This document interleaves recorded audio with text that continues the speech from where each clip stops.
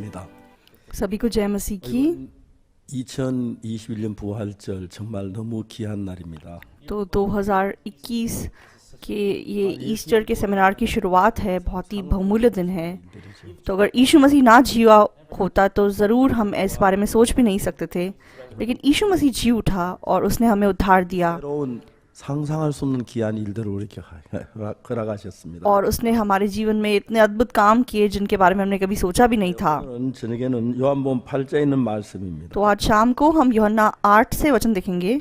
부활절과 전혀 상관없는 이야기 같지만 तो ऐसा लगता है कि इसका पुनरुत्थान से कोई रिश्ता नहीं है, 읽겠습니다. लेकिन हम यूहन्ना 8:1 से पढ़ेंगे।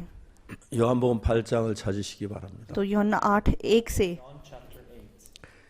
예수는 감난산으로 가시다.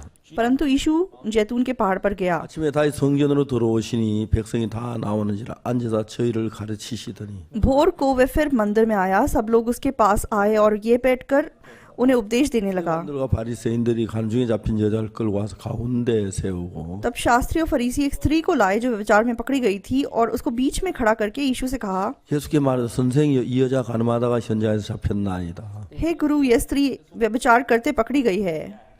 모세는 율법이란 여자를 돌로 치라 명하였거니와 선생은 어떻게 말하겠나. व्यवस्था में मूसा ने हमें आज्ञा दी है कि ऐसी स्त्रियों पर पथराव करे, अतः तू इस स्त्री के विषय में क्या कहता है? 그러면 고소할 조건 얻고자 예수를 시험함이라. 예수께서 몸을 굽혀 손가락으로 땅에 쓰시니 उन्होंने उसको परखने के लिए ये बात कही ताकि उस पर दोष लगाने के लिए कोई बात पाए, परंतु यीशु झुककर उंगली से भूमि पर लिखने लगा। 길을 맞이 아니한지라 이에 일어나 가라사대 너희 중에 죄 없는 자가 먼저 돌로 치라 하시고 जब वे उससे पूछते ही रहे तो उसने सीधे होकर उनसे कहा, तुम में जो निष्पाप हो वही पहले उसको पत्थर मारे। 다시 손가락으로 몸을 굽혀 손가락 땅에 쓰시니 और फिर झुककर भूमि पर उंगली से लिखने लगा। 이 말을 듣고 양심의 가치를 받아 어른으로 시작해 젊은이까지 하나씩 나가고 오직 예수와 그 가운데 섰는 여자만 남았더라. परंतु वे ये सुनकर बड़ों से लेकर छोटों तक एक एक करके निकल गए और यीशु अकेला रह गया और स्त्री वहीं बीच में खड़ी रह गई।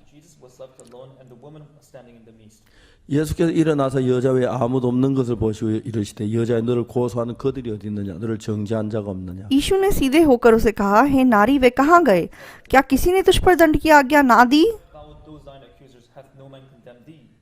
대답하되 주여 없나이다. 예수께서 가라사 나도 너를 정죄하지 아니하노니 가서 다시는 죄를 범치 말라 하시니라. उसने कहा, हे प्रभु, किसी ने नहीं। यीशु ने कहा, मैं भी तुझ पर दंड की आज्ञा नहीं देता, जा और फिर पाप ना करना। 읽어보면은 तो जब हम बाइबल को पढ़ते हैं 만큼 우리의 마음을 뜨겁게 하는 그런 어디도 없습니다. तो सच में बाइबल के अलावा और कोई ऐसी चीज नहीं है जो हमारे मन को इतनी खुशी दे सके। 가늠한 여자 이야기 누구나 다 아는 이야기. तो यूहन्ना 8 व्यभिचारिणी की जो कहानी है, सब लोग इसे जानते हैं, सब लोग लगभग इसे याद किए हुए हैं। 가늠한 여자가 돌에 맞아 죽을 수밖에 없는 위치에 있었는데 예수님 한 번 발견한 것 때문에 만난 것 때문에 लेकिन ये औरत सच में मरने के पॉइंट पे थी, लेकिन यीशु मसीह को मिलने की वजह से 사함을 받고 돌아오는 그 장면을 생각해 보면 तो ये सच में पापों से छुटकारा पा सकी। और जब मैं उस दृश्य के बारे में सोचता हूँ तो ये कितनी अद्भुत बात है। 열고 방으로 들어갈 때 तो जब उसने अपने घर का दरवाजा खोला होगा और अंदर गई होगी, 내 방에 와서 들어오는구나. देखो मैं फिर से अपने कमरे में वापस आई हूँ, 이제 살았구나. देखो मैं जिंदा बच गई। 돌에 맞아 죽을 수밖에 없는 तो 여자였는데 ये ऐसी स्त्री थी सिर्फ जिसे मरना था, 예수님을 만나면 लेकिन यीशु मसीह को मिलने के बाद 주님은 우리를 모두 구원해 주신다는 것입니다. तो यीशु मसीह सच में हम सबको इसी प्रकार बचाता है। 이 여자 이야기만 아닙니다. तो ये व्यभिचार में पकड़ी गई स्त्री की कहानी सिर्फ इसी की कहानी नहीं है। 속에 빠져 고통하다 어느 날 이 여자가 죄에서 해방을 받은 것처럼 예수님 만나서 죄에서 해방을 받을 수가 있었습니다. तो मैं भी पाप की वजह से बहुत पीड़ा में था, लेकिन एक दिन इस औरत के समान मैं भी यीशु मसीह से मिला और पाप से छुटकारा पा सका। 10월 7일 날 예수님을 만났어요. तो मैं अक्टूबर 7 1962 में यीशु मसीह को मिला था। 그랬지요. उससे पहले भी मैं लंबे समय से चर्च जाता था, 예수님 십자가에 못 박혀 죽은 그 죽음하고 나는 상관없는 삶을 살았어요. लेकिन यीशु मसीह क्रूस पे मृत्यु से मैं कुछ भी रिश्ता ना रखते हुए अपना जीवन जिया था। 7일까지는 तो 1962 अक्टूबर 7 तक 분명히 날 위해 십자가에 못 박혀 죽으셨다고 이야기를 했는데 तो चाहे मैं बोलता था कि हाँ यीशु मसीह हमारे पापों के लिए क्रूस पे मर गया, 죄인으로 있었습니다. लेकिन मैं फिर भी पापी ही था। 그날 내 마음속 예수님 십자가가 내 마음에 죄에서 해방시켜 주는 걸 경험했어요. लेकिन उस दिन सच में मैंने अनुभव किया कि यीशु मसीह के क्रूस ने मुझे पाप से आज़ाद किया 삶이 달라졌어요. और उस दिन से मेरा जीवन बदल गया। 얼마 전에 뉴욕에 세계 정상들이 모이는 모임이 있었는데 तो कुछ समय पहले न्यूयॉर्क में सारे देशों के प्रधानों की मीटिंग थी। 그 이제 에스와티니 공항폐하께서 그 정상회담에 오셨습니다. तो एस्वाटिनी देश के राजा वहाँ आने वाले थे। 그분을 좀 뵙기 위해서 공항폐하 뵈려고 연락을 하고 그 자리에 갔습니다. तो मैं सच में उनसे मिलने के लिए मतलब मैं बातचीत करके उस जगह पे गया। 기다리는데 거기 이제 대기실에 어떤 젊은 분들이 몇 명 있었습니다. तो जब मैं वेट कर रहा था तो वेटिंग रूम में कुछ लोग बैठे हुए थे। तो मैं उनसे बात करने लगा, आप कहाँ से हैं? तो उन्होंने बोला कि हम समोआ देश से आए हैं। 총리께서 여기 오셨다. तो उन्होंने बताया कि हमारे प्राइम मिनिस्टर यहाँ आए हैं। मैंने कहा अच्छा। 혹시 나는 한국에서 박옥순 목사인데 총리에게 가서 내가 좀 만나고 싶은데 시간 내줄 수 있느냐 물어보라고. तो मैंने कहा कि मैं कोरिया से आया पास्टर हूँ, मेरा नाम पास्टर पाक है, तो क्या आपके देश के प्रधानमंत्री मुझसे मिलना चाहेंगे? आप उनसे पूछ सकते हैं। 이야기를 तो 했습니다. मैंने ऐसे उनसे बोला। 가 물어보겠다고. तो उन्होंने कहा कि ठीक है हम पूछेंगे। 총리께서 오시라 한다고. और वह पूछ के आए और उन कहने लगे कि प्राइम मिनिस्टर आपको बुला रहे हैं। 그래서 40분 동안 복음을 전할 수 있어요. तो मैं वहाँ गया और 40 मिनट मैंने उनसे बात की।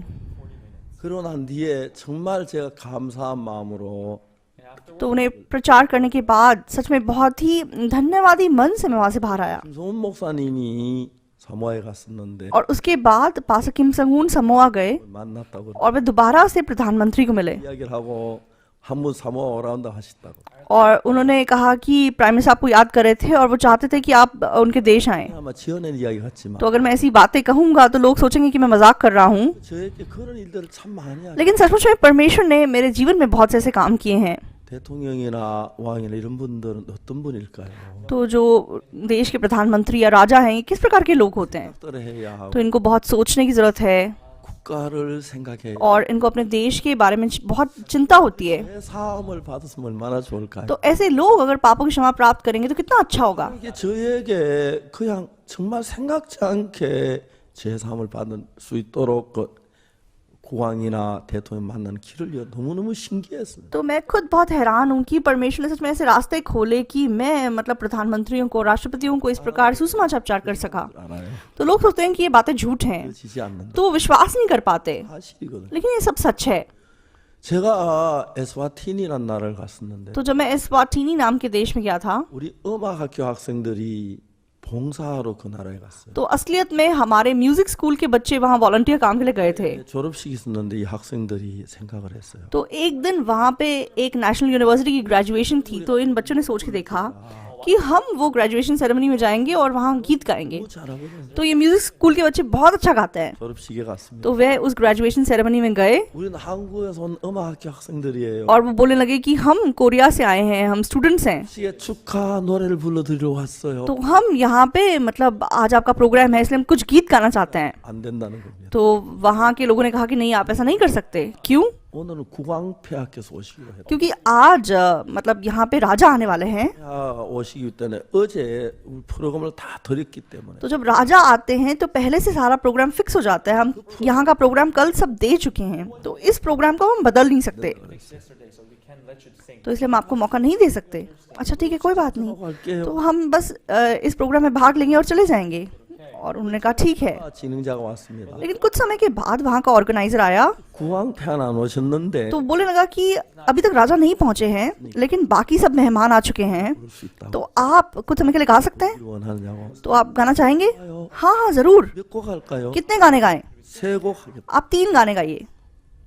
학생들이 노래를 불렀어요. तो ये स्टूडेंट लोग गाने लगे, 사람들이 깜짝 놀랐어요. 지금 노래 부르는 그 장면 찍는 तो लोग हैरान रह गए। आप ये फोटो में देख सकते हैं, गाना गा रहे हैं। 불렀는데 तो इन 2 स्टूडेंट्स ने जाके वहाँ पे गाना गाया, 정말 사람들이 막 기뻐했어요. तो लोग मतलब बहुत खुश हुए। 첫째 곡 중간쯤 불렀을 때 국왕폐하께서 오셨어요. और जब इनका पहला गाना चल रहा था तब राजा पहुंच गए। 국왕폐하께서 아무 말씀 안 하시고 자리에 앉으셨어요. तो राजा ने कुछ नहीं कहा और वो उस जगह पे जाके बैठ गए। 그리고 이 학생들이 2곡을 또 3곡을 불렀어요. और इन स्टूडेंट्स ने 2 और गाने गाए, पूरे 3 गाने गाए। 마치신 뒤에 और प्रोग्राम खत्म होने के बाद 그래서 그 학생들을 오라고 राजा ने कहा कि वो स्टूडेंट्स को बुला के लाओ। 어디서 왔느냐? तो राजा ने पूछा आप लोग कहाँ से आए हो? 이 노래를 잘하는 तुम कैसे इतना अच्छा गाते हो? 예, 우리는 한국에서 왔어요. हम कोरिया से आए हैं। 한 열흘 후에 우리 설립자 목사님 여기 오세요. तो 10 दिन के बाद हमारे जो बड़े पास्टर हैं, जो फाउंडर है, वो आने वाले हैं। तो झूठ लगता है ये, 뭐라고 하냐면 लेकिन राजा ने क्या कहा, अच्छा ठीक है। 제가 도착하는 날 और जिस दिन मैं वहां पहुंचा 장관을 보내 저를 마중을 보냈어요. तो उन्होंने एक मिनिस्टर को भेजा कि वे एयरपोर्ट पे मेरा स्वागत करें, और उन्होंने कहा कि उनको राजमहल में लेके आओ। 제 공항에 내리면 이제 그 입국 수술 긴 줄을 서야 하는데 तो असलियत में जब आप कहीं पहुंचते हैं तो आपको इमिग्रेशन की लाइन वगैरह में लगना पड़ता है, 목사냐고 लेकिन मिनिस्टर मेरे पास आया और बोला आप पास पाकुक्सु हैं? हाँ मैं हूँ। 그래서 찾으신 राजा जी आपसे मिलना चाहते हैं। 아주 로얄 속으로 나가서 तो मुझे बिल्कुल बहुत रॉयल रास्ते से बाहर निकाला 입국 수술 다 해주고 और मुझे वेटिंग रूम में, वीआईपी रूम में बिठाया, और बाकी सब काम उन लोगों ने किया, और गाड़ी में वो मुझे राजा के राजमहल में ले गए। 가면 제가 물어봤습니다. तो वहां जाके मैंने पूछा 면담 몇 분이냐? तो कितना समय है मेरे पास बात करने के लिए? 40분이라고 그랬습니다. तो 40 मिनट।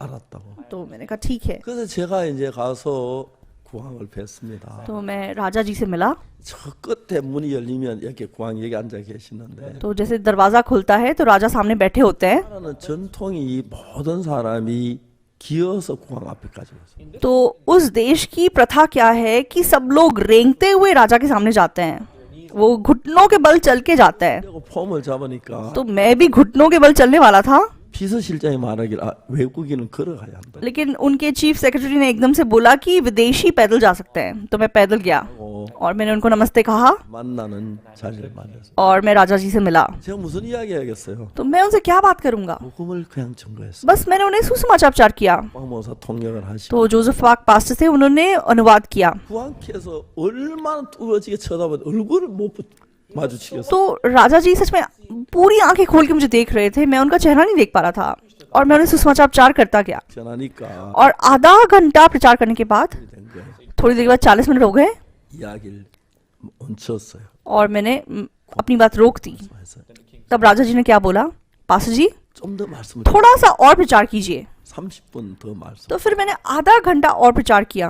너무 고마웠어요. तो मैं बहुत धन्यवादी था। 그러면 30분은 너무 짧잖아요. तो एक्चुअली सुसमाचार प्रचार करने के लिए आधा घंटा बहुत छोटा समय है। 했는데 उसके बाद मैंने 1 घंटा उन्हें प्रचार किया, 감사하게도 목사님 좀 더 전해주세요. लेकिन 1 घंटा खत्म होने के बाद राजा जी बोलने लगे कि थोड़ा सा और प्रचार कीजिए। 3번을 복음을 तो 3 बार मैंने आधा आधा घंटा उनसे बात की, 국왕님이 구원을 받으셨어요. और उस दिन सच में राजा ने उद्धार पाया। तो मैं बहुत धन्यवादी था, 제가 मेरे आंखों से आंसू आ गए। 하니까 तो 90 मिनट उनको प्रचार करने के बाद राजा ने क्या बोला, पास्टर जी 목사님은 참된 하나님의 종이시. आप सच्चे परमेश्वर के सेवक हैं, 제가 땅을 드리겠습니다. मैं आपको कुछ जमीन देना चाहता हूँ। 목사님 여기다가 목사님 집을 지으시고 तो पास्टर आप यहाँ पे अपना घर बनाइए IYF 센터를 और आप IYF का सेंटर बनाइए, 그 여기 와서 자주 오시고 호텔에 주면서 집에서 주무시고 और आप मतलब जब यहाँ आते हैं अपने घर पे रहिए, होटल में मत रहिए। 그 정부가 저한테 15,000평 땅을 줬는데 तो सरकार ने मुझे 5 हेक्टेयर जमीन दी, 변두리였어요. लेकिन वो थोड़ी सी शहर से दूर थी। 이야기를 비서실장 보고 तो मैंने चीफ सेक्रेटरी को क्या बोला, IYF는 학생들이 차도 없는데 변두리면 어떻게 걸어가는 तो IYF के जो स्टूडेंट लोग हैं उनके पास गाड़ियां नहीं हैं, तो वो इतनी दूर तक कैसे आएंगे? 좀 주면 안 तो 되나? आप थोड़ा शहर के नजदीक हमें जमीन दीजिए। 거기는 정부 땅이 없었어요. लेकिन जमीन मतलब शहर के नजदीक सरकार की जमीन नहीं थी। 자유재산인데 15,000평을 줬어요. तो राजा की अपनी प्राइवेट जमीन थी, उसमें से उसने 5 हेक्टेयर जमीन हमें दे दी, 너무 좋았어요. और बहुत ही सुंदर जमीन थी। 황폐하게 얘기했어요. और मैंने राजा को क्या कहा, 나무를 깎아내고 건물을 짓기 너무 아깝습니다. तो ये पहाड़ इतना सुंदर है, यहाँ पे मतलब पेड़ों को काट के बिल्डिंग बनाना अच्छा नहीं लगता। 너무 좋고 이걸 살리고 싶은데 तो ये इतनी अच्छी सीनरी है, इसको हम ऐसे ही कायम रखना चाहते हैं। तो अगर आप हमें 10 हेक्टेयर जमीन देंगे 야, 놔두고 그냥 여기다 짓겠다고. तो हम इसको ऐसा ही छोड़ देंगे और फिर दूसरी जमीन पे बिल्डिंग बना लेंगे। तो राजा बहुत खुश हुए बात सुन के। 하고 있습니다. तो अभी हमारा कंस्ट्रक्शन चल रहा है वहाँ पे, 놓고 있는데 अभी फाउंडेशन खत्म हो चुकी है। 죄사함을 받으신 뒤에 तो पापों की क्षमा पाने के बाद 뭐 저희도 가까워 하실 तो ये राजा जी बहुत हमारे नजदीक आ गए। 때마다 तो जब भी मैं वहाँ जाता हूँ 하루 너무 바쁘셔서 새벽에 만났습니다. तो एक बार मतलब वो बहुत व्यस्त थे, इसलिए मैं सुबह सुबह उनसे मिला। 이렇게 기뻐하시는 और जब भी मैं उनको प्रचार करता हूँ वो इतने खुश होते हैं। 우리가 죄 속에 살다 죄 사함을 받았다. तो हम पाप में जी रहे थे, लेकिन हमने पाप से छुटकारा पाया। 가늠한 여자가 예수님 만나 죄 사함을 받는데 तो व्यभिचार में पकड़ी गई स्त्री यीशु मसीह से मिली और उसने पापों से छुटकारा पाया। 똑같은 죄인들인데 왜 죄 사함을 받지 못하겠습니까? तो हम भी उसी के समान पापी हैं, तो क्यों हम पाप से छुटकारा नहीं पा सकेंगे? 우리 죄는 왜 못 사하시겠습니까? तो यीशु जिसने उस व्यभिचारिणी के पाप को क्षमा किया, वे हमारे पाप क्यों क्षमा नहीं करेगा? 우리 교회를 다니지만 लेकिन दुख की बात यह है कि आज बहुत से लोग चर्च जाते हैं। 예수님 십자가에 못 박혀 죽으셨고 जरूर यीशु मसीह क्रूस पे हमारे पापों के लिए मरा है, 살아셨는데 और 3 दिनों के बाद वो फिर जी उठा। 뭐라고 말하냐면 बाइबल हमसे क्या कहती है? 예수 우리의 범죄함을 위하여 내어줌이 되고 तो वह हमारे अपराधों के लिए मारा गया 어렵다 하심을 위하여 다시 살아나셨다. और हमारे धर्मी ठहराने के लिए वह जी उठा। 예수님이 부활하신 것은 तो यीशु मसीह क्यों जी उठा? 예수님의 부활은 यीशु मसीह का जी उठना 우리가 어렵게 되는 그 사실에 वह हमारे धर्मी ठहराए जाने के लिए जी उठा। because it has witnessed our justification. 예수 부활하신 다른 이유가 없고 यीशु मसीह के जी उठने का और कोई कारण नहीं है, 힘을 위해서 부활하신 वह हमारे धर्मी ठहराए जाने के लिए जी उठा। 부활하신 뒤에 어렵다고 하셨습니까? तो यीशु जी उठने के बाद वो हमें धर्मी कहता है, 하셨습니다. उसने हमें धर्मी कहा है। 근데 여러분 많은 사람들은 아직 예수 우리 죄로 십자가에 못 박혀 죽으셨는데 तो बहुत सारे लोग, चाहे यीशु हमारे पापों के लिए क्रूस में मर गया 하셨는데 और चाहे वह 3 दिन में फिर जी उठा 2000년이 지났는데 और चाहे 2000 साल इस बात को बीत गए हैं, 가슴 아픈 거 लेकिन बहुत दुख की बात क्या है? 여전히 죄인으로 사는 사람이 많아. तो बहुत से लोग आज भी अपने आप को पापी कहते हैं और पापी का जीवन जीते हैं। 십자가에 못 박혀 죽은 우리가 죄인으로 남아 있다. तो यीशु मसीह के क्रूस पे मरने के बाद भी अगर हम पापी ही होते, 못 박히신 이유가 뭡니까? तो फिर यीशु का क्रूस पे चढ़ने का कारण क्या था? 정말 피를 흘리신 이유가 यीशु का लहू बहाने का कारण क्या था? 우리가 죄인으로 남아 있다. तो अगर आज भी हम पापी होते, 왜 예수님 부활하셔야 तो 해요? यीशु मसीह क्यों जी उठा? 아닙니다. तो ये गलत है।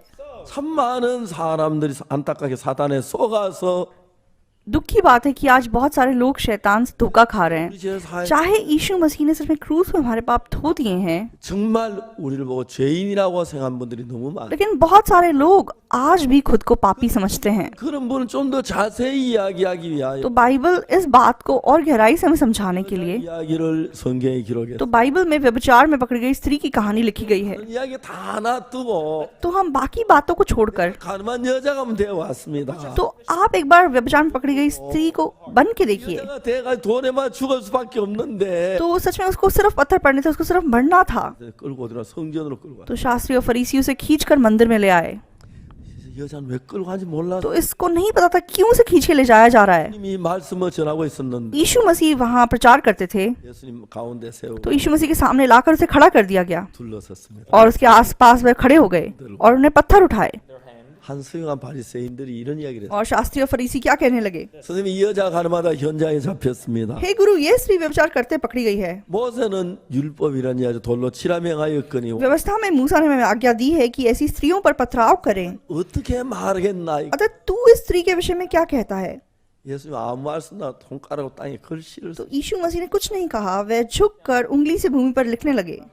참 많은 사람들이 그 성경 요한복음 8장 읽으면서 तो बहुत सारे लोग जब यूहन्ना 8 को पढ़ते हैं, 예수님께서 왜 손가락으로 땅에 글씨를 쓰셨나. तो क्यों यीशु झुककर भूमि पर लिखने लगा? 그 이야기를 정확하게 이야기합니다. 별로. तो बहुत कम लोग हैं जो स्पष्ट रूप से इसका कारण जानते हैं। 저도 잘 तो 몰랐어요. मुझे भी पहले नहीं पता था, 근데 여러분 제가 성경을 읽다가 보니까 लेकिन जैसे जैसे मैं बाइबल को पढ़ता गया, 이야기가 나오는 거예요. तो मैं इस बात को समझ सका। 그래서 왜 손가락으로 땅에 글씨 써? तो क्यों यीशु झुककर उंगली से भूमि पर लिखने लगा? 저는 이 사실 발견은 너무 놀라웠어요. तो जब मुझे सच्चाई पता चली तो मैं हैरान रह गया। 아 이래서 예수님 손가락으로 땅에 글씨를 쓰셨. हाँ, इस वजह से यीशु मसीह सच में क्रूस पर लिख रहा था। 저는 예레미야서를 तो 읽었어요. एक दिन मैं यिर्मयाह की किताब को पढ़ रहा था। 이스라엘 백성은 죄를 범했습니다. तो जब इजराइलियों ने पाप किया, 욕망이 있습니다.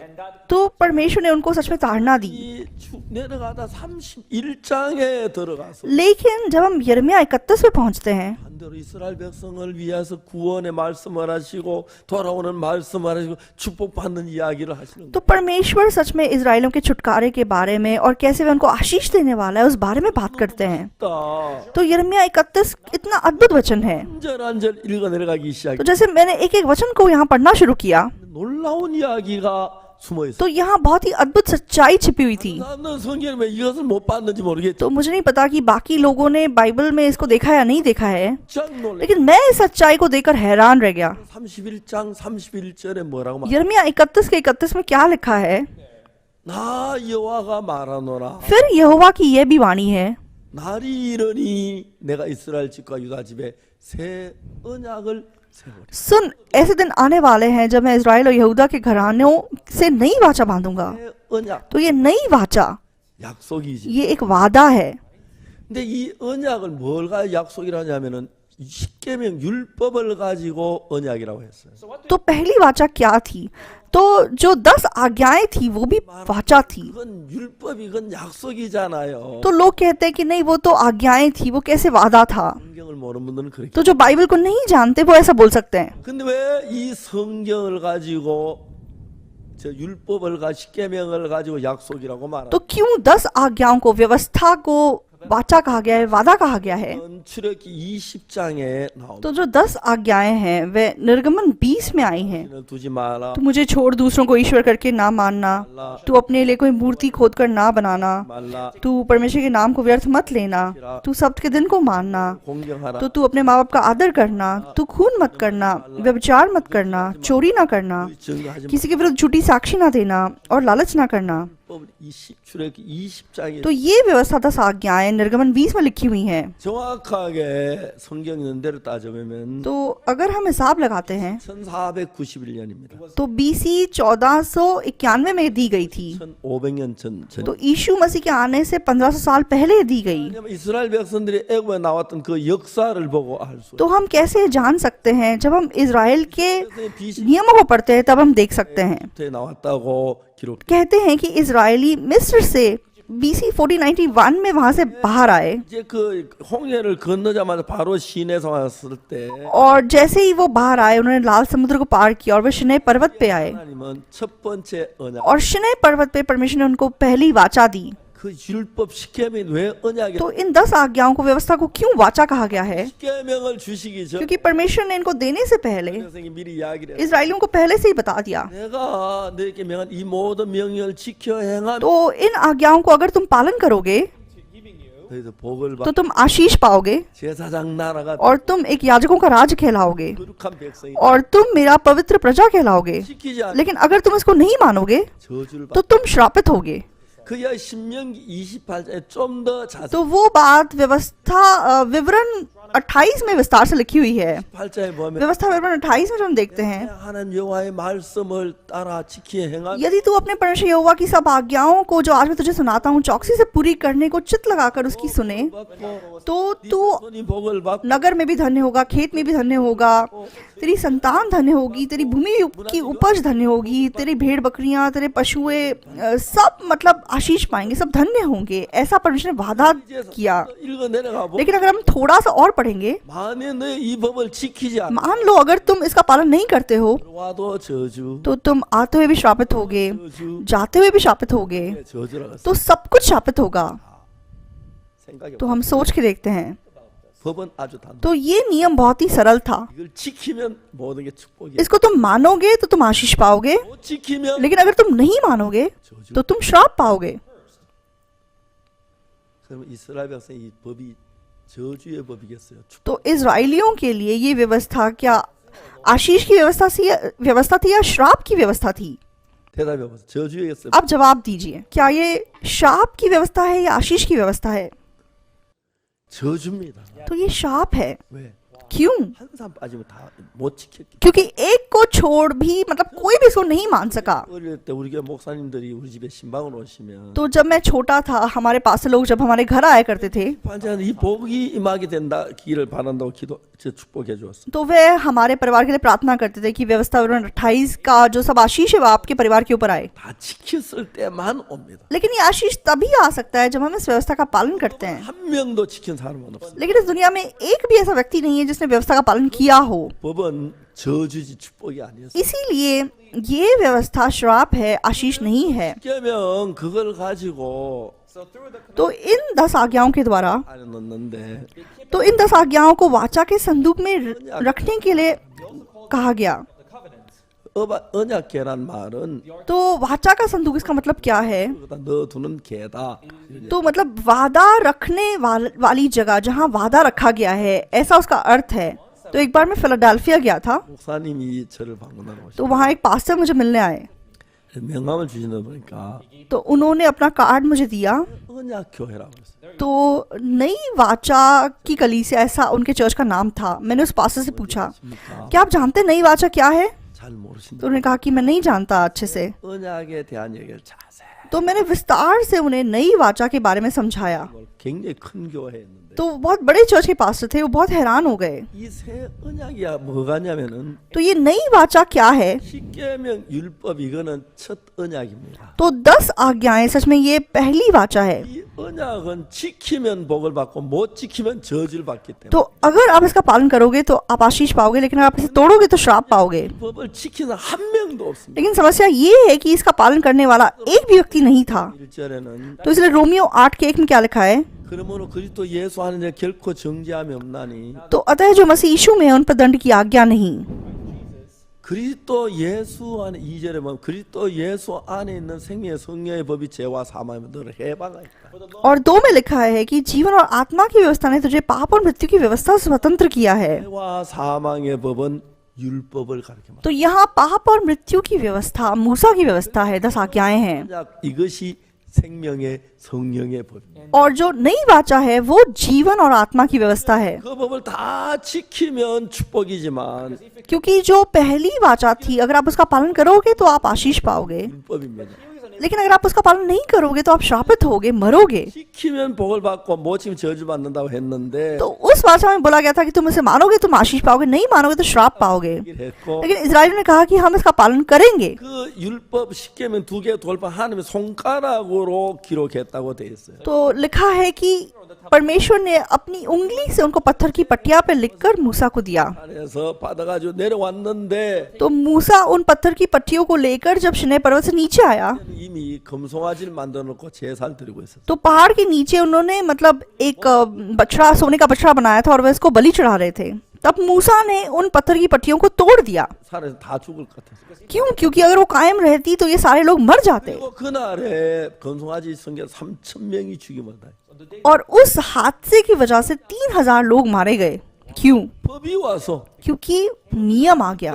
जब तक नियम नहीं था 그런 게 없는데 तब तक अगर वो ऐसा करते भी तो कुछ ना होता। 맞아 3,000명이 죽어 लेकिन जब उन्होंने पाप किया और व्यवस्था आ गई तो 3,000 लोग मर गए, 죽었어. और उस व्यवस्था की वजह से लोग मरते चले गए। 그 율법을 쳐다보지 못하가 법계 안에 넣고 तो इसलिए परमेश्वर चाहता था कि हम उस व्यवस्था को ना देखें, इसलिए परमेश्वर ने उसको वाचा के संदूक के अंदर रखने के लिए कहा और उसका ढकना लगा देने के लिए कहा।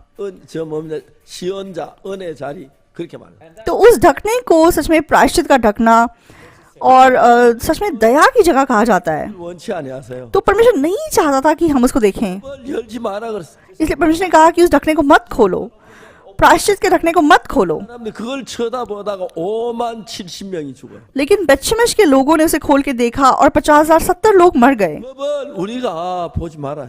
तो उस लॉ को हमें, उस व्यवस्था को हमें नहीं देखना है। लेकिन दुख की बात क्या है, 그 법을 봉독하고 있는 교회들이 있어요. तो बहुत सारे चर्चेस हैं जो हर संडे वो 10 आज्ञाओं को बोलते हैं, और परमेश्वर सच में ये देखिए कितना दुखी होता होगा। 복을 받고 못 지키면 저주 받는다 그랬는데 तो परमेश्वर ने जब वो आज्ञाएं दी थी, परमेश्वर ने कहा था कि अगर तुम उनका पालन करोगे तुम आशीष पाओगे, अगर नहीं पाओगे तुम श्राप पाओगे। 그 법을 परमेश्वर जानता था कि हम उसका पालन नहीं कर सकेंगे। क्यों परमेश्वर ने उसको स्थापित किया? 지킨 것은 우리를 죄를 깨우쳐 주기 위해서 주었다고. वचन कहता है कि परमेश्वर ने वो 10 आज्ञाएं हमारे पाप की पहचान कराने के लिए दी। 삼자의 율법에 가입한 것은 범죄를 더하게 하려면 그렇게 तो रोमियो किताब में लिखा है कि व्यवस्था इसलिए दी गई कि पाप और पापमय हो जाए। 하기 위하여 십계명을 준 겁니다. तो हमें पाप की पहचान कराने के लिए 10 आज्ञाएं दी। 이 십계명을 주고 난데 모든 다 죄를 범했기 때문에 तो उन 10 आज्ञाओं को पाने के बाद सबने पाप किया,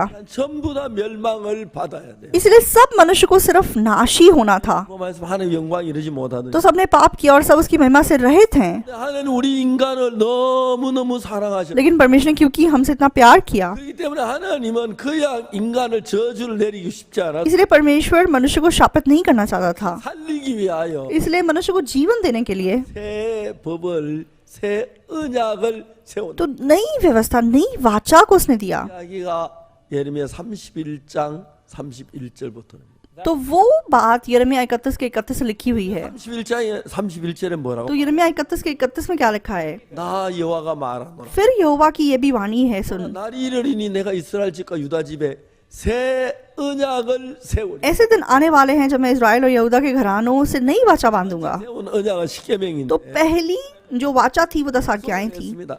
तो वो वादा क्या था कि अगर तुम इसे मानोगे तो तुम आशीष पाओगे, अगर नहीं मानोगे तो तुम श्रापित हो जाओगे। 그렇기 때문에 첫 언약으로 한 모든 사람이 저주를 इसलिए पहली वाचा के अनुसार सब लोगों को शापित होना था। 가운데 한 사람이 있었는데 तो उनमें से एक व्यक्ति कौन था? वो कौन था?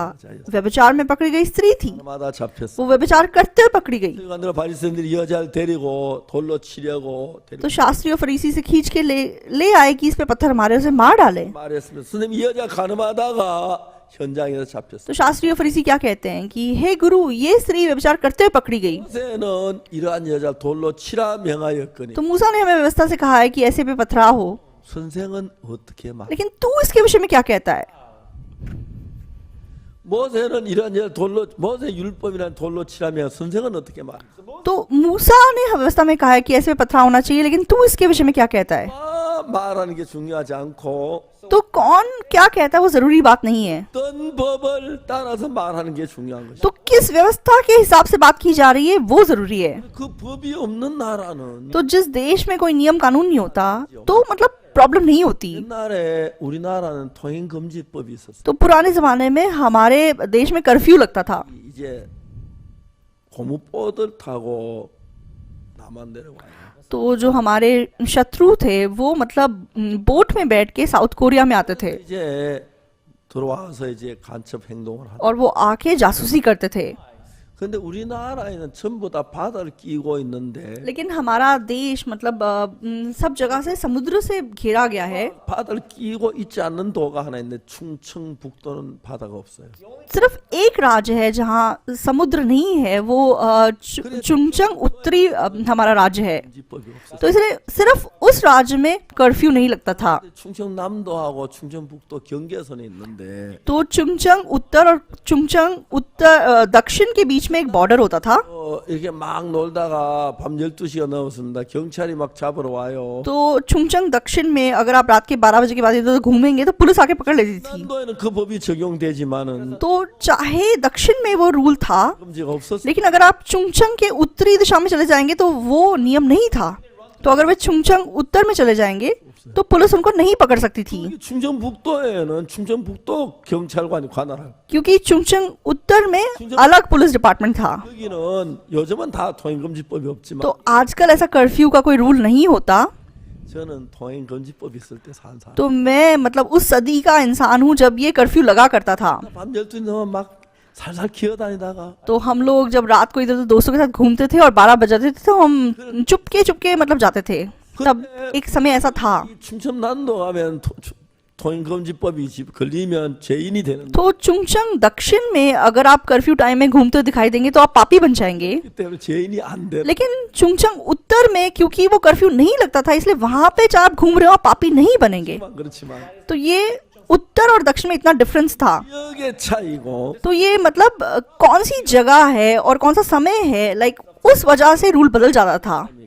समय की वजह से कैसे था? 근데 तो मतलब रूल तो था। 모세의 율법 그 첫 번째 법 그거는 죄와 사망이고 तो मूसा की जो व्यवस्था थी वो पाप और मृत्यु की व्यवस्था थी, 그렇기 때문에 और किसी ने उसका पालन नहीं किया। 멸망을 받아야 되는 거예요. उसके द्वारा सबको सिर्फ श्रापित होना था, सबको सिर्फ नाश होना था। 하나님 만드신 인간이 다 죄를 지었다 다 멸망받는 걸 보고 좋아하실까요? तो परमेश्वर क्या ये देख के खुश होंगे कि उसका बनाया हुआ मनुष्य सब श्रापित हो रहा है, सब नाश हो रहा है? 죄만 짓 때만 지옥까지 너무 시원하다 편하다. हाँ, ये पाप को देखो हमेशा पाप करता रहता था, इसको तो मतलब नरक ही भेजना चाहिए। बहुत अच्छी बात है, खुशी की बात है। 짓다만 지옥 가도 내버려 둬라. हाँ, समय लिए कितना पाप करता है, इसको नरक ही जाने दो। 그렇지 않은 거예요. परमेश्वर का मन ऐसा नहीं है। 약속을 했지만 तो चाहे उसने वादा किया है, लेकिन परमेश्वर हमें जिंदा रखना चाहता था। 하게 하는 것이 इसीलिए उसने क्या कहा? 예레미야 31장 31절 यिर्मयाह 31 का 31 वचन आज हमने पढ़ा। 여호와가 말하노 फिर यहोवा की ये भी वाणी है, 날이 이르니 सुन ऐसे दिन आने वाले हैं 지금 유다 집에 새 언약을 जब मैं इज़राइल और यहूदा के घरानों से नई वाचा बांधूंगा। 자, 전에 있던 언약은 그 법은 तो जो पहली वाचा थी 십계명인데 तो वो 10 आज्ञाएं थी, 약속을 तो 했습니다. परमेश्वर ने वादा किया था, 언약이랍니다. तो इसलिए उसे वाचा कहते हैं। 지키면 복을 받고 तुम मानोगे तो आशीष पाओगे, 그냥 저주를 नहीं मानोगे तो श्रापित होगे। 출애굽기 19장 조금만 읽어보겠습니다. तो हम निर्गमन 19 थोड़ा सा देखेंगे।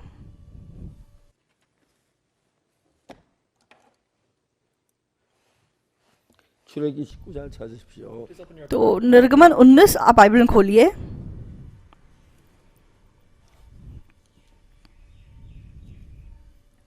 (19장 5절) Exodus 19, तो 19 का 5, 세계가 다 내게 속하 있는 너희가 내 말을 잘 듣고 내 언약을 지키면 너희는 열국에 내 소유가 되겠고 इसलिए अब यदि तुम निश्चय मेरी मानोगे और मेरी वाचा का पालन करोगे तो सब लोगों में से तुम ही मेरा निज धन ठहरोगे, समस्त पृथ्वी तो मेरी है। 그다음 너희가 내게 대해 제사장 나라가 되며 거룩한 백성이 되리라. 넌 이 말 이스라엘 자손에 고할지니라. और तुम मेरी दृष्टि में याजकों का राज्य और पवित्र जाति ठहरोगे। जो बातें तुझे इजराइलियों से कहनी है वे यही हैं। 7절 और 7, 모세가 와서 백성의 모든 장로들을 불러 여호와께서 자기께 명하신 그 모든 말씀을 그 앞에 진술하니 तब मूसा ने आकर लोगों के पुरनियों को बुलवाया और ये सब बातें जिनके कहने की आज्ञा यहोवा ने उसे दी थी उनको समझा दी। और 8, 일제히 응답하여 가로되 우리가 여호와의 명하신 대로 우리가 다 행하리이다. 모세가 백성의 말로 여호와께 해보하며 और सब लोग मिलकर बोल उठे, जो कुछ यहोवा ने कहा है वह सब हम नित करेंगे। लोगों की ये बातें मूसा ने यहोवा को सुनाई। 자, 이걸 다 지키면 복을 받는다 하는데 다 지켰는데 약속을 했습니다. तो अगर तुम इनको मानोगे तो तुम्हें आशीष मिलेगा। इन्होंने वादा किया कि हम मानेंगे, 약속이라 그럽니다. इसीलिए व्यवस्था को वाचा भी कहा जाता है। 다 지킨다고 약속을 했는데 तो इन्होंने वादा किया कि हम इसका पालन करेंगे, 어겼습니다. लेकिन एक को मतलब एक भी नहीं बच सका, सबने इसको तोड़ दिया। 받아야 했습니다. तो वादा के अनुसार मनुष्य को श्रापित होना था। 불문하고 태어나 죄를 안 지은 아무도 없는데 तो किसी को भी ना छोड़, सच में सबने पाप किया, 다 저주를 받을 수밖에 없습니다. इसलिए सबको सिर्फ नाश ही होना था। क्यों? 법 때문에. व्यवस्था की वजह से, व्यवस्था की वजह से। 법은 우리 죄와 저주의 사망의 법입니다. तो व्यवस्था सच में पाप और मृत्यु की व्यवस्था है, श्राप की व्यवस्था है। 법을 보는 걸 싫어합니다. इसलिए परमेश्वर नहीं चाहता कि हम इस व्यवस्था को देखें, 쳐다보기 वि하여 ताकि हम इसे ना देख सकें। 넣고 तो परमेश्वर ने कहा कि इसको वाचा के संदूक में रख दो और ढकना लगा दो 아, और इसे मत देखो। 진짜 너이 율법은 내가 화난다. तो अगर तुम इसे देखोगे तो मुझे गुस्सा आएगा, इसको मत देखो। 천사가 날려도 열지 못하게 하고 इसलिए उसके ऊपर 2 करूब लगा दिए कि वह इसे ना खोलें। 째소라 그러 시연 तो उस ढकने को प्रायश्चित का ढकना, 왜 दया की जगह कहा जाता है, 율법을 덮어놔야 돼. 율법을 세워놔서 안 되는. क्योंकि पाप से छुटकारा दिलाने के लिए उस व्यवस्था को ढापना पड़ा। 하나마다 잡혔어. तो व्यभिचार में पकड़ी गई स्त्री व्यभिचार करते हुए पकड़ी गई, 맞아 죽어. उसको पत्थर खा के मरना था। 근데 율법 가지고는 그 여자를 살릴 수가 없어. लेकिन व्यवस्था को लेकर उसे बचाया नहीं जा सकता था, 예수님 앞에 여자를 데려갔어. इसलिए यीशु मसीह के सामने बुलाई गई।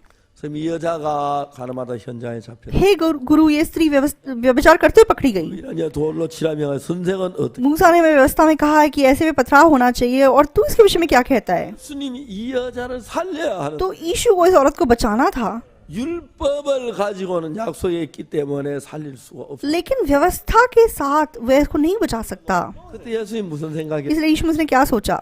하나님이 새 언약을 세운다 그래. परमेश्वर ने बताया है कि वह नई वाचा को बांधेंगे। 새 언약은 하나님이 세운다 그랬는데 तो परमेश्वर ने वादा किया कि वह नई वाचा को बांधेंगे। 여자를 살리기 위해서는 तो इस औरत को बचाने के लिए, 새 언약으로 재판해야 살지 율법 재판은 तो अगर नई वाचा के अनुसार इसका न्याय होगा तो बच जाएगी, नहीं तो ये नहीं बचेगी। 31장 31절 तो यिर्मयाह 31 के 31 में 나 여호와가 말하노라 보라 날이 이르리 내가 이스라엘 집과 유다 새 언약을 तो फिर यहोवा की ये भी वाणी है, सुन ऐसे दिन आने वाले हैं कि जब मैं इज़राइल और यहूदा के घरानों से नई वाचा बांधूंगा।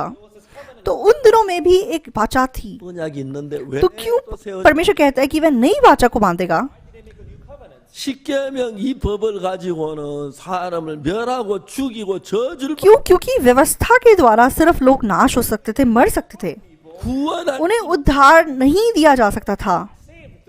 누구든지 이 법을 तो 가지고 अगर किसी का भी न्याय उस व्यवस्था के हिसाब से होता, 남자나 여자 चाहे कोई आदमी है औरत है, 죄를 범하지 않아 एक भी ऐसा नहीं है जिसने पाप ना किया हो, इसलिए सबको मरना था, सबको लाइक श्रापित होना था। was supposed to be cursed because of the first law. तो जब मैं देजन में रहता था 집회를 तो हमने एक बाइबल सभा की, 정지에서 어떤 모든 तो 분이 와 छंगचू से एक बुजुर्ग औरत आई। 그분이 와서 이제 तो वो आई और उसने पापों की क्षमा पाई और वो बहुत खुश हुई। Since she went back happy. 근데 그 다음 날그 영감 लेकिन अगले दिन वह अपने पति को लेकर आई, 설교를 다 막 और जब मैंने प्रचार करना बंद किया 그 영감 앉아 तो एक जवान को पास्टर उनको बुलाकर उनसे संगति करने लगे। 어르신 죄 तो उन्हें पूछा, अंकल जी आपके अंदर पाप है? 그럼 보통 죄 없는 사람 तो ज्यादातर लोग ऐसे जवाब देते हैं कि हाँ सबके मन में पाप है, मेरे मन में पाप है, ऐसा जवाब देते हैं। 요 लेकिन ये बुजुर्ग आदमी अलग था। 오대 죄 तो नहीं, मेरे अंदर कोई पाप नहीं है। 그러니까 이제 죄를 사는 방법을 설명해 주라 죄가 없다는 말이 안 되는 거죠. तो जिसके अंदर पाप नहीं है उसको पापों की क्षमा का सुसमाचार कैसे सुनाया जा सकता है? 청년이 물었어요. तो ये छोटे पास ने पूछा, 거짓말 한 번도 해본 적이 없어. क्या आपने कभी भी झूठ नहीं बोला है? Told a lie before. 어르신 딱 쳐다 이 사람아. तो ये बुजुर्ग आदमी देखने लगे, 그런 말도 다 못하는 세상에 거짓말을 왜 해? अरे 뭐 쓰나? सही बातें बोलने के लिए भी टाइम नहीं है दुनिया में, मैं कहाँ से झूठ बोलूं? 아 진짜 이제 할 말이 없는. तो वो आगे कुछ नहीं बोल पाया। 한참 있다 다시 물었어요. और बहुत समय के बाद उसने फिर पूछा, 남을 미워해 본 적도 आपने कभी किसी को घृणा नहीं किया है? Have you not hated anyone before? 왜 자기 밥 먹고 사는 사람 미워해? सब लोग अपना खाना खा के जी रहे हैं, मैं क्यों किसी को घृणा करूं? 그 옆에 할머니 듣고 있다가 तो उनकी पत्नी जो बूढ़ी औरत ये बात सुन रही थी, 이미 죄인인 거 고백하고 재산 받기를 원했는데 तो मतलब वो बड़ी गुस्से हुई क्योंकि वो चाहती थी कि उसके पति उद्धार पाए। तो उसे गुस्सा आ गया, 죄가 없느냐고. तो कैसे बोल सकते हो तुम्हारे अंदर पाप नहीं है? 할머니 그러면 할머니 깜짝 놀랐어요. तो एकदम से वो बूढ़ा आदमी हैरान हो गया। 나의 말이 바람 피우고 얼마나 나를 애를 미겠냐고. तुमने जवानी में दूसरी औरतों से रिश्ता रख के कितना मुझे परेशान किया था। 뭐 젊은 여자하고 사람 저 뭐야 살림 치는 거 내가 다 뚜루 부수고 데리고 왔고 तो एक दिन तुम एक जवान औरत के साथ जाके रहने लग गए थे, तो मैं आके सारे बर्तन तोड़ के तुम्हें वापस लेके आई थी। 이런 거 내가 다내 쪼꼬래 데리고 왔는데 그게 죄가 이거 뭐냐고. और एक बार तुम एक 18 साल की जवान लड़की के साथ रहने लगे थे, तुम्हें याद नहीं है क्या वो पाप नहीं है? 차 몰고 다니는 사람 치워주고 그 죄가 아니냐고. और तुम मतलब गाड़ी चलाते हुए तुमने किसी को टक्कर मार दी थी, कोई मर गया था, वो पाप नहीं है? 할아버지가 너무 당황을. तो ये बुजुर्ग आदमी हैरान रह गए। 이 할망구가 참 여기 와서 이런 소리 할 줄 꿈에도 모르 좀 숨겨줄 줄 알았더니 तो उसने सपने में नहीं सोचा था कि ये बुढ़िया आके ये सब बातें बोलेगी। उसे लगा था कि मेरी पत्नी मेरी सब गलतियां छुपाएगी। तो 할아버지 पास ने फिर से पूछा, क्या आपके अंदर पाप नहीं है? 그런 게 죄마 죄가 있다고. तो ठीक है, अगर ये सब पाप था तो फिर पाप है। 그런 게 죄지 뭐가 죄. तो हाँ ये पाप है, तो पाप क्या है? नहीं तो 그날 그 할아버지 죄 사함을 받아. तो उस दिन वो बुजुर्ग आदमी पापों की क्षमा पा सके। 이제 우리는 이 율법으로 갖다가 재판을 하면 तो अगर व्यवस्था के हिसाब से हमारा न्याय होगा 지구를 다녀간 사람 가운데 지옥 가 천국 가서 한 명도 없어요. Among the तो सच में this planet, there's जो भी इस दुनिया में पैदा हुआ है उसमें से कोई भी अपने कामों के द्वारा नहीं बच सकता। लेकिन परमेश्वर ने क्योंकि हमसे इतना प्यार किया इसलिए उन्होंने वादा किया और हमने उस वादे को तोड़ दिया। 살리기 새 법이 필요한. इसलिए परमेश्वर को हमें बचाने के लिए एक नई वाचा की जरूरत थी। 1장 32절 तो यिर्मयाह 31 का 32 देखेंगे, 나 여호와가 말하노라 said the Lord. 이 언약은 내가 그들의 열주의 손을 잡고 애고에 인도하여 낸다는 세운 것 같지 아니할 것은 내가 그들의 남편에서 그들은 내 언약을 파 वह उस वाचा के समान ना होगी जो मैंने उनके पुरखाओं से उस समय बांधी थी जब मैं उनका हाथ पकड़कर उन्हें मिस्र देश से निकाल लाया, क्योंकि यद्यपि मैं उनका पति था तो भी उन्होंने मेरी वे वाचा तोड़ डाली। 다 우리가 법을 어겼다. तो उसको तोड़ डाला, 30 तो इसका मतलब हमने सारे व्यवस्था को तोड़ा है। 여호와가 말한다. 33 में क्या लिखा है? 그날 후에 내가 이스라엘 중에 세운 언약이 이러하니 내가 나의 법을 그들의 속에 두며 그 마음에 기록할 나는 그들의 하나님이 그들은 내 백. परंतु जो वाचा मैं उन दिनों के बाद इज़राइल के घराने से बांधूंगा वह ये है, मैं अपनी व्यवस्था उनके मन में समवाऊंगा और उसे उनके हृदय पर लिखूंगा और मैं उनका परमेश्वर ठहरूंगा और वे मेरी प्रजा ठहरेंगे। यहोवा की ये वाणी है। 오는데 तो 34 में मतलब सबसे जरूरी बात लिखी है, 꼭 이거 기억하고 알겠습니까? तो आप लोग पक्का से 34 को याद रखिए। 이 말 꼭 알아야 합니다. ये आपको जानना बहुत जरूरी है। 신은 그들이 다시 각기 이웃과 형에 가르쳐 이르기를 너는 여호와라 알라 하지 아니하리니 And they shall तब उन्हें फिर एक दूसरे से ये ना कहना पड़ेगा कि यहोवा को जानो, his brethren shall say, know the Lord, for they shall all know me. 이는 작은 자부터 큰 자가 다 나를 알미니라. क्योंकि यहोवा की ये वाणी है, छोटे से लेकर बड़े तक सबके सब मेरा ज्ञान रखेंगे। और उसके बाद क्या लिखा है, आप देख पा रहे हैं, 수 있어요. आप पढ़ सकते हैं। 부터 다 같이 읽어봅시다. अगला भाग हम साथ साथ पढ़ेंगे। 그들의 죄악 क्योंकि मैं उनका अधर्म क्षमा करूंगा और उनका पाप फिर स्मरण ना करूंगा। 여호와의 말이니라. 자 이제 첫 번째 법은 तो पहली व्यवस्था, 법을 어기면 멸망을 받는다는 게 제 법이었어요. तो अगर हम उसको तोड़ेंगे तो हम श्रापित होंगे। 우리를 살리기 위해서 तो परमेश्वर ने हमें बचाने के लिए 이제 법을 바꾸었는데 परमेश्वर ने व्यवस्था को बदल दिया। 우리가 지은 모든 죄를 तो जो भी पाप हमने किए, 박옥수 목사가 사는 게 아니고 तो पास पाकुक्सु ने क्षमा की, ऐसा नहीं है। 여러분이 सा는 게 तो 아니고 आपने खुद ने क्षमा की, ऐसा नहीं है। 사무엘 전도사 하는 게 아니고 तो शमूएल को पास ने ऐसा किया, ऐसा नहीं है। 알겠습니까? समझ रहे हैं? 한의사 황효정 장로가 사는 것도 तो 아니고 ये डॉक्टर साहब हैं हुआंग योजंग, उन्होंने नहीं किया। 내가 그들의 죄악을 사고 For I will तो मैं उनका अधर्म क्षमा करूंगा 다시는 그 죄를 기억지 않아. और उनका पाप फिर स्मरण ना करूंगा। 여호와의 यहोवा की ये वाणी है। 자 예수님 손가락 땅에 글씨 तो 쓰셨는데 यीशु मसीह झुककर उन्हें जमीन पर लिखा। 왜 손가락 땅에 글씨 तो 썼어요? क्यों यीशु झुककर उंगली से भूमि पे लिखने लगा? 그러면 첫 언약도 하나님의 손가락으로 땅에 글씨. क्योंकि पहली वाचा 10 आज्ञाएं व्यवस्था भी पत्थर की बठिया पे उंगली से रख के दी गई थी। 두 번 나오는데 तो बाइबल में सिर्फ 2 बार है कि परमेश्वर ने अपनी उंगली से लिखा। 십계명 율법을 쓸 때 하나님 손가락 तो 글씨. सबसे पहला 10 आज्ञाओं को लिखते हुए परमेश्वर ने अपनी उंगली का इस्तेमाल किया। 번째는 예수 और दूसरा, 가늠한 여자 앞에서 손가락 땅에 글씨 쓰셨어요. तो दूसरा सच में व्यभिचार में पकड़ी गई स्त्री के सामने यीशु मसीह ने क्रूस नीचे झुककर उंगली से लिखा। 언약을 기록하신 거예요. तो वहां पे यीशु ने नई वाचा को दर्ज किया। 하고 not recorded on the 우리 तो उसे पत्थर की पट्टिया पर नहीं रखा, 우리 마음의 땅에다 तो हमारे हृदय में उसे मन में हमारे दर्ज किया। तो जो भूमि है वो हमारे हृदय को दर्शाती है। 잡혔습니다. तो व्यभिचार में पकड़ी गई स्त्री व्यभिचार करते हुए पकड़ी गई। 율법으로 재판을 하면 तो मूसा की व्यवस्था के हिसाब से इसका न्याय होता, 저주 받고 멸망. तो इसको श्रापित होना था, इसको नाश होना था। 그러나 반대로 새 언약으로 심판을 하면 लेकिन विपरीत रूप से अगर इसका न्याय नई वाचा के हिसाब से होगा 죄가 없습니다. तो इस औरत में पाप नहीं है। क्यों? 하나님이신 내가 그들의 죄악을 다 다시 그것을 기억지 아니하니 क्योंकि परमेश्वर कहता है कि मैं खुद उनका अधर्म क्षमा करूंगा और उनका पाप फिर स्मरण ना करूंगा। 말입니다. यहोवा की ये वाणी है। 자 이제 첫 번째 죄는 तो पहला पाप, 하나님 약속을 지키지 않고 죄를 범하면 우리의 죄가 됩니다. तो मतलब पहली व्यवस्था में अगर हम परमेश्वर की आज्ञा को तोड़ेंगे तो हम पापी हो जाएंगे। 따라서 형벌이 ने려집니다. तो हम अच्छा कर रहे हैं बुरा कर रहे हैं उसके हिसाब से हमारा न्याय होगा। 법은 लेकिन जो दूसरी व्यवस्था है, 하나님이 어떻게 하시는 그걸 우리가 받아들이는데 तो परमेश्वर जो करेगा हमें सिर्फ उसे स्वीकार करना है। 우리가 아닌 하나님이 죄를 사하게 돼 있어. तो हमें अपने पापों को खुद क्षमा नहीं करना है। परमेश्वर कहता है कि मैं उनका अधर्म क्षमा करूंगा 기억지 않아. और उनका पाप फिर स्मरण ना करूंगा। 근데 만일에 여러분 그 죄를 하나님이 안 사하시면 तो अगर परमेश्वर हमारे पाप को ना धोता 하나님이 언약을 어기는 तो परमेश्वर खुद इस वाचा को तोड़ने वाला बन जाता, तो परमेश्वर पापी बन जाता। 하나님을 보내셔서 इसीलिए परमेश्वर ने यीशु मसीह को इस दुनिया में भेजा। 남겨놓고 씻으면 안 되니까 वो एक भी पाप को ना छोड़ते उसे पूरी तरीके से हमारे पाप को धोना था। 십자가의 피로 씻어. इसलिए यीशु मसीह ने क्रूस पे जो लहू बहाया उसने हमारे सारी मनुष्य जाति का पाप धो दिया। 언제부터 적용되냐? तो वो नियम, वो व्यवस्था कब से लागू हुई? 때부터 적용이. वो सच में व्यभिचार में पकड़ी गई स्त्री के हादसे के दौरान से लागू हुई। तो ये औरत पकड़ी गई। 법을 따라 재판하니까 तो मूसा की व्यवस्था के हिसाब से अगर इसका न्याय होता 돌에 맞아 죽을 수밖에. तो इसको सिर्फ पत्थर खा के मरना था। 돌로 치려고 막 왔는데 तो लोग सब इकट्ठे थे कि उसे पत्थर मारे। 물었습니다. तो उन्होंने यीशु से पूछा।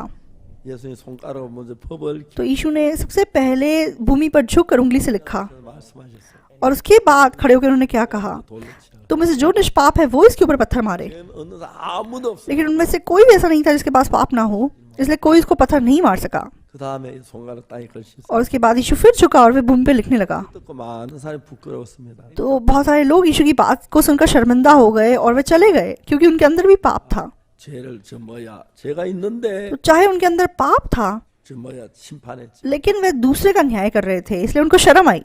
자 이제 하나님이 새 언약을 세워. तो परमेश्वर ने तब नई वाचा को लागू किया। 계명도 하나님이 세우신 언약이고 तो परमेश्वर ने 10 आज्ञाओं को भी लागू किया था। 저 뭐야 예레미야 31장 31절 34절까지 이건 새 언약입니다. तो यिर्मयाह 31 के 31 से लेकर 34 तक नई वाचा के बारे में लिखा हुआ है। 이건 우리가 잘하고 못하는 것에 따라서 죄를 벌 받거나 멸망을 당하고 तो 10 आज्ञाओं के हिसाब से हम अच्छा करते या बुरा करते उसके हिसाब से हमारा न्याय होता। 이게 새 언약은 하나님이 어떻게 하느냐에 따라서 लेकिन नई वाचा परमेश्वर का काम है, परमेश्वर कैसे करेगा। 하나님이 내가 그들의 죄악을 사고 다니 그 죄를 기억지 않는 약속을 했는데 तो परमेश्वर, मान लो उसने हमें वादा किया कि मैं उनका अधर्म क्षमा करूंगा, उनका पाप फिर स्मरण ना करूंगा। अगर परमेश्वर हमारे पाप नहीं क्षमा करेगा 거짓말 하나님이 तो परमेश्वर झूठा ठहरेगा। 그래서 하나님 우리 모든 사람 죄를 명백하게 완벽하게 깨끗하게 씻어. इसीलिए परमेश्वर ने सिद्ध रूप से पूरी तरीके से हमारे पाप धो दिए। 하나님 우리 죄를 씻으셨지만 तो चाहे परमेश्वर हमारे पाप धो दिए, 법으로 재판하면 돌에 맞아 죽어요. तो व्यवस्था के हिसाब से अगर हमारा न्याय होता तो हमें सिर्फ पत्थर पड़ने थे।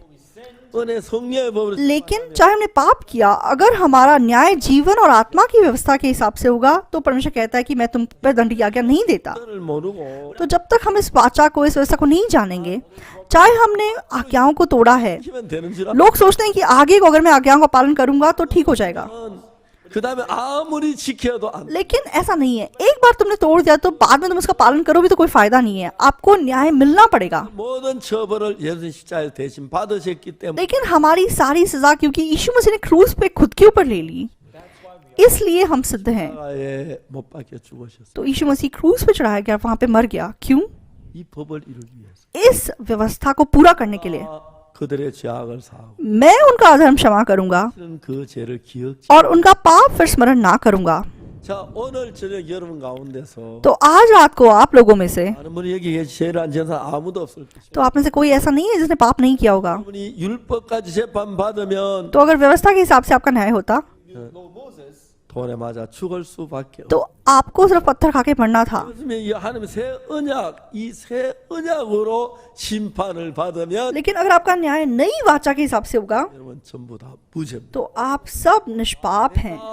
그들의 죄악을 사. मैं उनका अधर्म क्षमा करूंगा और उनका पाप फिर स्मरण ना करूंगा। 예수님 번에 우리 죄를 대신 십자가에 못 박혀 죽으심으로 तो परमेश्वर ने यीशु मसीह को भेजा और यीशु मसीह हमारे पापों के लिए क्रूस पे मर गया 죄를 사하시고 और उसने हमारे सारे पापों को धो दिया 우리 거룩하게 하셨어. और उसने हमें पवित्र कर दिया। 그 부활절이 바로 그겁니다. तो ईस्टर 우리 죄를 위해 इसी बात को हमें बताता है। यीशु हमारे पापों के लिए मरा और वह 3 दिन के बाद फिर दोबारा जी उठा। 율법만 믿지 말고 तो आप केवल मूसा की व्यवस्था विश्वास मत कीजिए, 언약을 믿. नई वाचा पर विश्वास कीजिए। 자, 율법으로 재판 받고 싶은 손. तो जो लोग मूसा की व्यवस्था के हिसाब से अपना न्याय कराना चाहते हैं अपना हाथ खड़ा कीजिए। एक भी ऐसा नहीं है, 여러분 너무 잘하시죠. बहुत अच्छी बात है। 새 언약으로 심판받고 तो जो लोग नई वाचा से अपना न्याय कराना चाहते हैं अपना हाथ खड़ा कीजिए। धन्यवाद। 새 언약은 뭡니까? नई वाचा क्या है? 내가 मैं 그들의 죄악을 사. उनका अधर्म क्षमा करूंगा 다시는 그 죄를 기억. और उनका पाप फिर स्मरण ना करूंगा। यहोवा की वाणी है। 하나님 여러분의 죄를 사하시고 तो परमेश्वर आपका पाप क्षमा करता है 기억지 않는. और फिर उसे याद नहीं करता।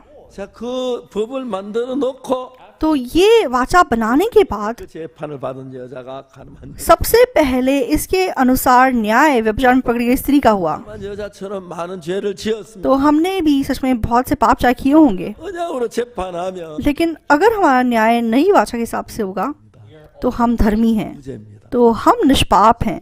하나님의 약속. तो ये सच में परमेश्वर का वादा है।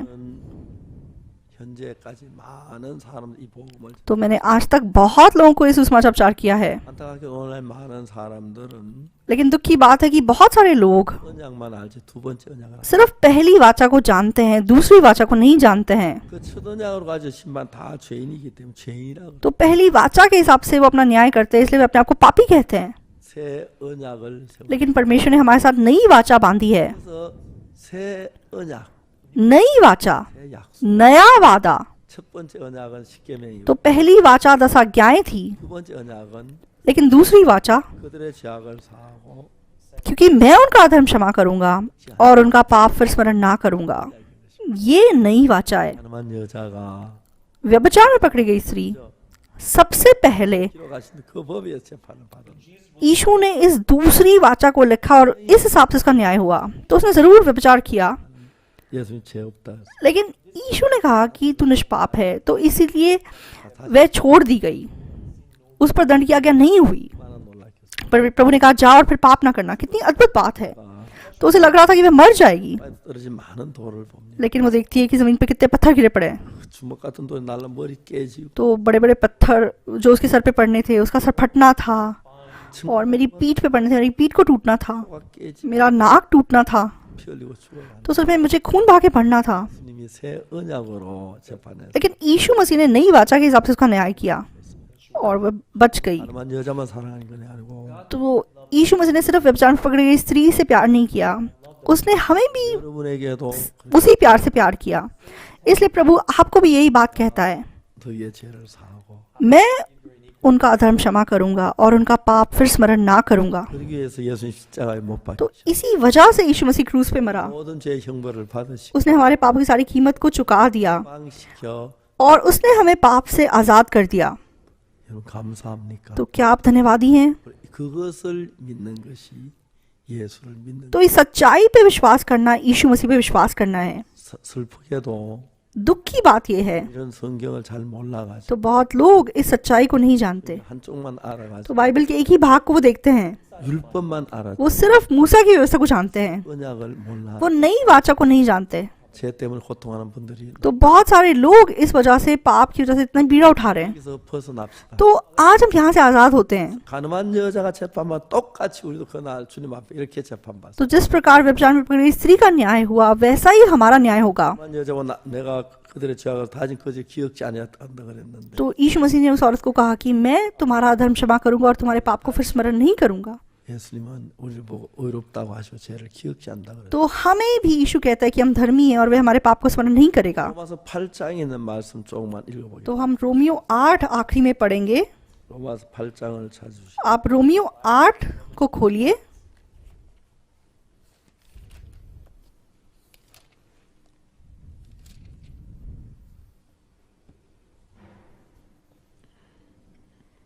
팔장 30절 रोमियो 8 का 30 31절부터 보겠습니다. 31 से देखेंगे।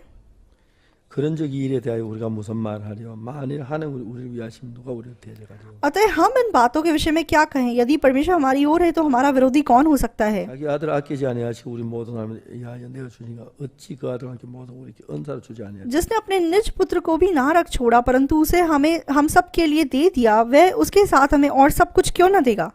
누가 능히 하나님 택하신 자들을 송사하리 어렵다 하시는 하나님이시고 परमेश्वर के चुने हुओं पर दोष कौन लगाएगा? परमेश्वर ही है जो उनको धर्मी ठहराने वाला है। 죽으실 분 아니 다시 살아나시는 그리스도 예수님 그는 우리 하나님 우편에 계신 우리를 위해 친히 간구하신 자시오. फिर कौन है जो दंड की आज्ञा देगा? मसीह ही है जो मर गया वरन मुर्दों में से जी भी उठा that is risen again, who is even और परमेश्वर के दाहिने ओर है और हमारे लिए निवेदन भी करता है। section for us. 여기서 누가 능히 하나님 택하신 자들을 송사하리요? यहाँ लिखा है कौन Here it says, who उसके चुने हुओं पर दोष लगाएगा? परमेश्वर ही है, उनको धर्मी ठहराने वाला है। 찬양을 हालेलुया, हम परमेश्वर की महिमा करते हैं। 의롭다고 하시오. तो परमेश्वर ने हमें धर्मी कहा है, 만왕의 왕의 재판장 대신 하나님이 어렵다고 하시면 तो राजाओं का राजा जब हमें धर्मी कहता है 정죄할 사람 아무도 없어. तो कौन हम पर दोष लगा सकता है? 아멘 되십니까? आप आमन कह सकते हैं? 그 법으로 재판하니까 तो जब इस व्यवस्था के हिसाब से हमारा न्याय हुआ 아마 죽어야 하는 तो व्यभिचार में पकड़ी गई स्त्री को सच में पत्थर खा के मरना था, लेकिन वो बच गई। 새 언약으로 재판을 받는 거. तो हमें भी सच में हमारा न्याय नई वाचा के हिसाब से होता है, तब हम साफ कहलाए जाते हैं। 면서 यीशु मसीह जब क्रूस पे हमारे पापों के लिए मरा 우리 죄를 눈같이 계시. तो उसने बर्फ की तरह हमारे पापों को सफेद साफ कर दिया। 아직까지 죄인이니 तो क्या आप लोग अभी भी पापी हैं? 아닙니다. ऐसा नहीं है। 하나님 분명히 어렵다고 하셨죠. तो परमेश्वर ने आपको धर्मी कहा है, 네, 누가 너희 하나님 택하신 자들을 송사하래요. तो कौन परमेश्वर के चुने हुओं पर दोष लगाएगा? 어렵다 하시는 하나님이시니. परमेश्वर ही है जो उनको धर्मी ठहराने वाला है। 어렵다. 그래요. परमेश्वर ने हमें धर्मी ठहराया है। 3장 24절에도 रोमियो 3 के 24 में भी, 그리스도 예수 안에는 구속으로 परंतु उसके अनुग्रह से उस छुटकारे के द्वारा 은혜로 갚 जो मसीह यीशु में है 얻은 자 돼. सेन में धर्मी ठहराए जाते हैं। 어렵다고 하셨고 उसने हमें धर्मी ठहराया है 어렵다 하시. और हमने धार्मिकता को प्राप्त किया है। 하나님 우리를 보고 परमेश्वर हमें धर्मी कहता है। 하나님 अगर परमेश्वर हमको धर्मी कहता है 제가 암만 말이 तो चाहे मैंने कितने पाप क्यों ना किए हों, 무슨 이야기를 해도 문제가 तो लोग क्या बोले उससे कोई फर्क नहीं पड़ता। 이런 귀한 법을 तो परमेश्वर ने इतना बहुमूल्य व्यवस्था हमारे लिए बनाई, 이렇게 하시기 위하여 और ऐसा करने के लिए 예수님 십자가에 못 박혀. सच में यीशु मसीह क्रूस पे मर गया और उसने हमें पाप से छुटकारा दिया। 이제 여러분 내가 죄를 지었지만 अब चाहे आप लोगों ने पाप किया है, 예수님 लेकिन आप उस यीशु पे विश्वास कीजिए जिसने आपके पाप धो दिए हैं, उसका आशीष आप पर बना रहे। 예수는 우리의 범죄함을 위해 내어주며 तो वह हमारे अपराधों के लिए मारा गया 우리 어렵다 하시면 다 और हमारे धर्मी ठहराने के लिए वो जी उठा। 부활절의 가장 큰 의미는 तो ईस्टर का असली अर्थ क्या है? कि हमारे पाप धुल गए 어렵다는 और हम धर्मी ठहराए गए। ये सच्चाई हमें प्रचार करनी है। धन्यवाद। हम प्रार्थना करेंगे।